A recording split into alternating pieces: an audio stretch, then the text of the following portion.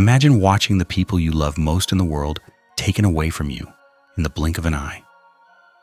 Now imagine the justice system, the very institution meant to protect you, looking you directly in the eye and letting the culprits walk completely free. What would you do? For Riley North, a typical suburban mother, the answer isn't to grieve in silence. The answer is to completely rewrite the rules of justice. We open with a flash forward to a brutal close-quarters struggle inside a vehicle. A mysterious woman, fighting with absolute precision, disarms and neutralizes a heavy-hitting cartel enforcer. She leaves the vehicle with a chilling calmness. This isn't a trained operative, this is Riley North, and to understand how she became this unstoppable force, we have to go back to where it all began. 5 years earlier, Riley's life looks entirely different. She is completely devoted to her loving husband, Chris, and their bright, energetic 10-year-old daughter, Carly. She is a hard-working banker, struggling day to day to make ends meet. The family is experiencing extreme financial hardship. Chris owns a small mechanic shop that is rapidly failing, putting an enormous mountain of stress on their daily lives. The bills are piling up and the pressure is mounting. In a moment of sheer desperation, Chris is approached by a shady friend with a highly dangerous proposition. A carefully orchestrated plot to steal a massive sum of cash from Diego Garcia, the most powerful and ruthless cartel boss in the entire city. Chris listens to the plan, tempted by the thought of solving all his family's financial problems overnight. But Chris is a good man. Realizing the immense danger this puts his wife and daughter in, he ultimately backs out of the plan. He chooses his family's safety over the money. But in the criminal underworld, simply hearing about a plot against a cartel boss was enough to seal your fate. Diego Garcia finds out about the planned heist and, to maintain his terrifying reputation, decides to make a brutal example out of everyone involved, even those who walked away. A snooty, wealthy suburban mother named Peg, who intentionally sabotages Carly's party to be petty and vindictive. Seeing their daughter disappointed, they take her to a local evening carnival. The atmosphere is joyous, filled with glowing neon lights. The sound of carnival games, laughter, and the simple happiness of a family enjoying each other's company away from their financial stress. Riley steps away for just a moment to order Carly's favorite treat, peppermint ice cream. But as they regroup and walk toward their car in the parking lot, the unthinkable happens. The vehicle slowly pulls up alongside them. The windows roll down, and heavily armed cartel enforcers open fire. In a tragic, agonizingly slow-motion sequence, Chris and Carly are mercilessly taken down right in front of Riley. Riley herself sustains a severe injury, struck down and left incapacitated on the cold pavement. In mere seconds, her entire universe, everything she has ever loved, is shattered beyond repair. Riley awakens days later in a sterile, brightly lit hospital room, wrapped in bandages, only to receive the most devastating news a mother and wife could ever hear. She is informed that her husband and daughter did not survive. Despite her severe physical injuries and the overwhelming, suffocating weight of her grief, Riley's memory of the tragic event is crystal clear. The faces of the men who destroyed her family are burned into her mind. She is able to positively identify the 3 attackers from a police lineup without a shadow of a doubt. Enter Detective Stan Carmichael, a seemingly empathetic and caring officer, and his veteran partner, Detective Beltran. Beltran ominously warns Carmichael that going up against Diego Garcia is a massive mistake, heavily hinting that the cartel's reach extends far into the police department itself.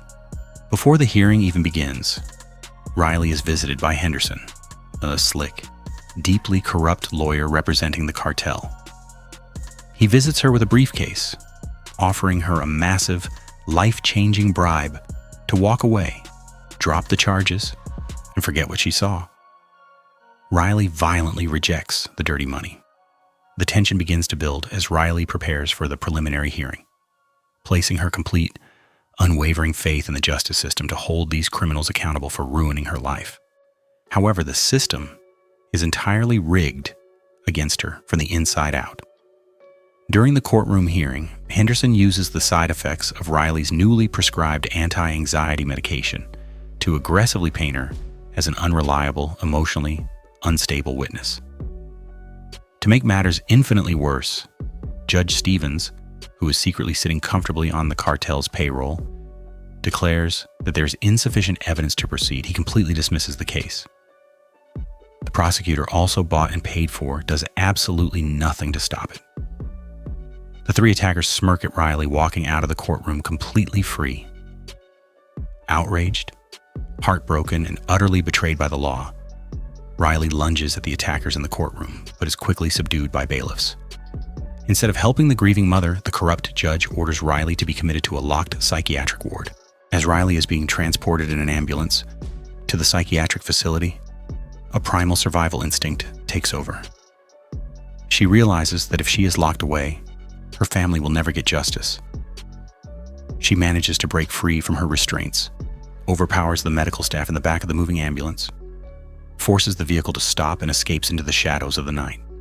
For 5 long years, the police launch a massive manhunt, but they find absolutely nothing.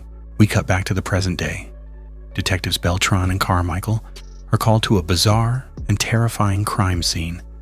Suspended high in the air, dangling from the massive glowing Ferris wheel, are the lifeless bodies of the 3 cartel enforcers who took Riley's family from her. At the very same carnival where Riley's family met their tragic end, the high-profile theatrical nature of the crime immediately draws the attention of the federal government, specifically FBI agent Lisa Inman, who joins the LAPD to track down the rogue Vigilante. Standing in front of the precinct's detectives, she explains that Riley didn't just hide in fear. She used every single second of the last 5 years to completely rebuild herself. Inman presents evidence of Riley traveling across the globe, living under multiple fake aliases, and entering brutal underground fighting rings. She details how Riley studied advanced hand-to-hand combat, extreme tactical maneuvering, weapons handling, and guerrilla warfare. Inman drops another bombshell.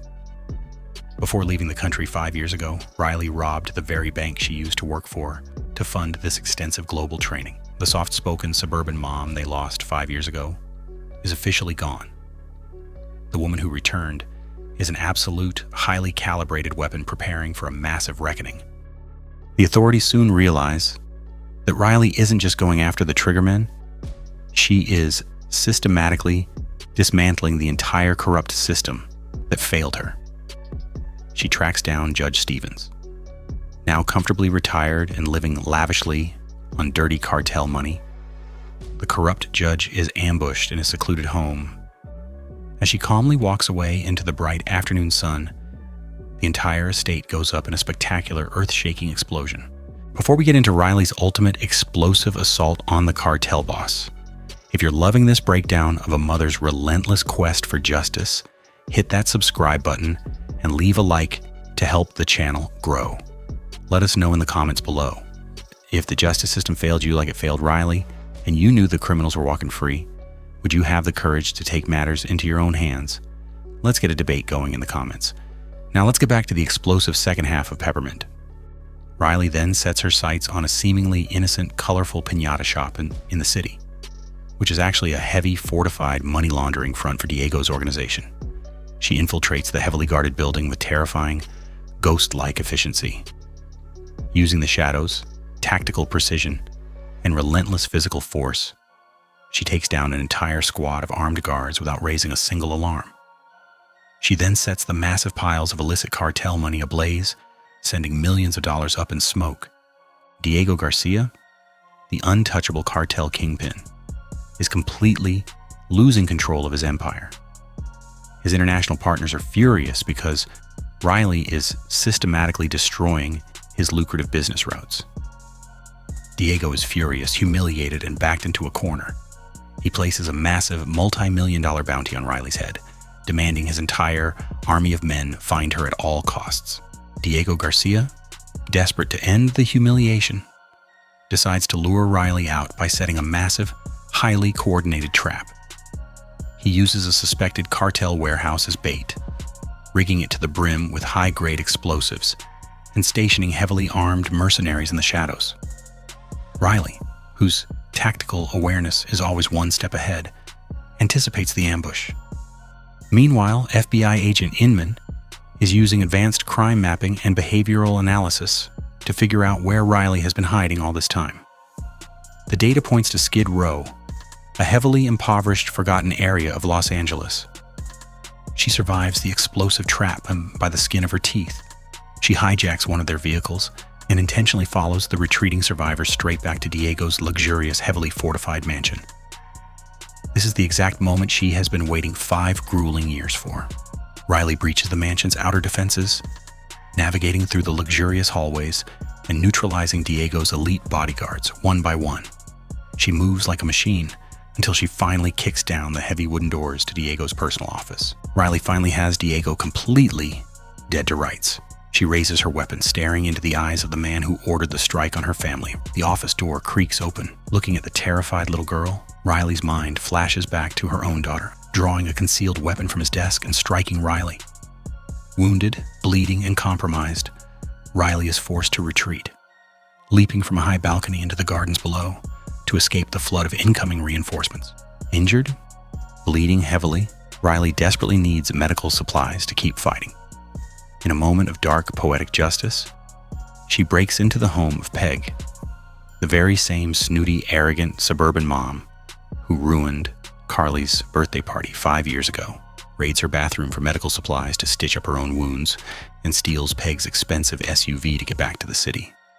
Inman goes to investigate the dangerous streets alone, but more surprisingly, Inman learns from the locals that Riley isn't just hiding here to stay off the grid. She has been actively protecting the homeless population.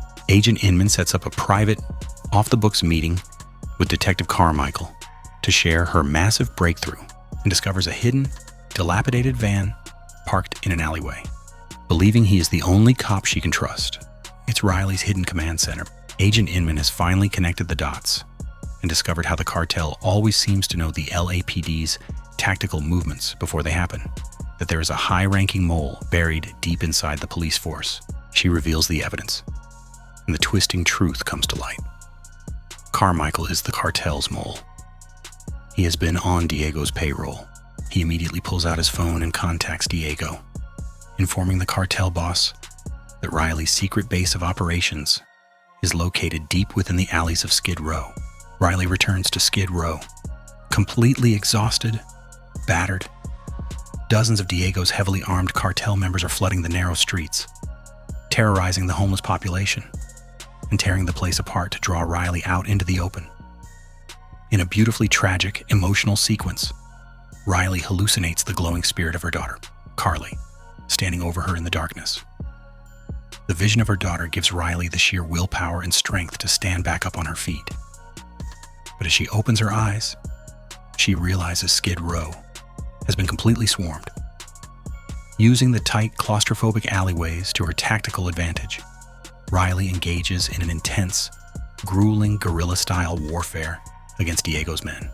She uses the environment, preset traps, explosive distractions, and her superior tactical training to dismantle the cartel forces one by one in the pitch black.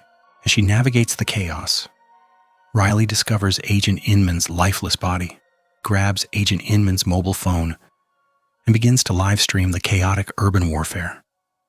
She broadcasts the terrifying footage of Diego's cartel army openly attacking civilians directly to the news networks and social media. The raw, undeniable footage instantly goes viral. Thanks to Riley's viral livestream, the truth is entirely out in the open. Detective Beltran sees the broadcast, immediately rallies the police force, and races toward the scene. Just as the chaotic urban warfare reaches its peak, Detective Beltran and his heavily armored SWAT team finally arrive at the borders of Skid Row. They immediately barricade the streets, lock down the perimeter, and trap the cartel inside. Assuming Detective Carmichael betrayed him to the authorities, Diego acts out of paranoid, desperate rage. He turns his weapon on Carmichael and eliminates the corrupt detective on the spot. Diego tries to make a cowardly run for it through the chaotic streets, but Riley intercepts him. allowing her to beat him down and pin him to the concrete. Beltran pleads with Riley to drop her weapon. He promises that Diego will be arrested. Riley looks at Beltran and remembers exactly how the system failed her 5 years ago. Without a single second of hesitation, she pulls the trigger, ending Diego Garcia's reign of terror once and for all. In the smoke and confusion of the moment, Riley slips back into the shadows and escapes into the city one last time. The dust finally settles over Los Angeles. But Riley's wounds from the final battle are incredibly severe. Beltran tracks a trail of evidence to the local city cemetery. There, resting peacefully against the cold stone of her husband and daughter's grave, sits Riley North. She is ready to accept her fate, close her eyes, and finally reunite with her family. He calls for paramedics instead of arresting her on the spot. We cut to a quiet, secure hospital room where Riley is slowly recovering under heavy armed police guard. Detective Beltran visits her, sitting quietly by her bedside. He looks at her and tells her that there are many people out there, including a lot of good police officers, who believe she did exactly what needed to be done. As he stands up to leave the room, he covertly slips a small metallic object onto her bedsheets. Riley looks down to see the key to her police handcuffs. The film slowly fades to black as Riley realizes her war against the cartel may be over.